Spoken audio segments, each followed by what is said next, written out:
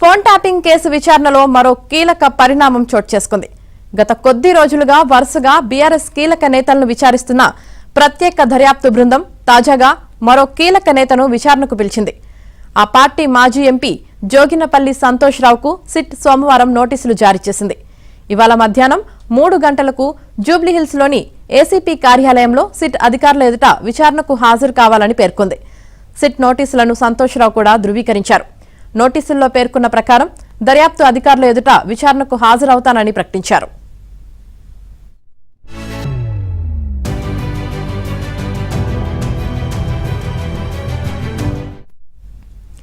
SIT ఎదుట విచారణకు హాజరు కావడానికి ముందు బంజారాహిల్స్ లోని బీఆర్ఎస్ కేంద్ర కార్యాలయం తెలంగాణ భవన్లో పార్టీ నాయకులు శ్రేణులతో సంతోష్ రావు సమావేశం కానున్నట్లు, అక్కడి నుంచి నేరుగా సిట్ కార్యాలయానికి చేరుకోనున్నట్లు సమాచారం.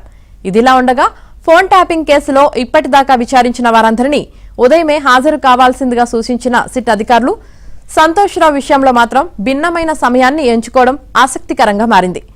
బీఆర్ఎస్ మాజీ మంత్రులు హరీష్ రావు, కేటీఆర్తో పాటు ఇతర పార్టీల నాయకులు, అధికారులు, మాజీ అధికారులు, సాక్షుల్ని కూడా నిర్ణీత తేదీలో ఉదయం 11 గంటలకు విచారణకు హాజరు కావాలని సిట్ సూచించింది. కానీ సంతోష్ రావును మాత్రం మధ్యాహ్నం 3 గంటలకు విచారణకు రావాలని పేర్కొంది. అయితే 4 రోజుల క్రితం కేటీఆర్ను విచారించిన సమయంలో ఈ కేసులో ప్రధాన నిందితుడిగా ఆరోపణలు ఎదుర్కొంటున్న రాధాకిషన్ రావును అదే సమయంలో సిట్ కార్యాలయానికి పిలిచి విచారించారు. దీంతో సంతోష్ రావును విచారించే సమయంలోనూ అదే పద్ధతిని అవలంబించే అవకాశాలు కనిపిస్తున్నాయి.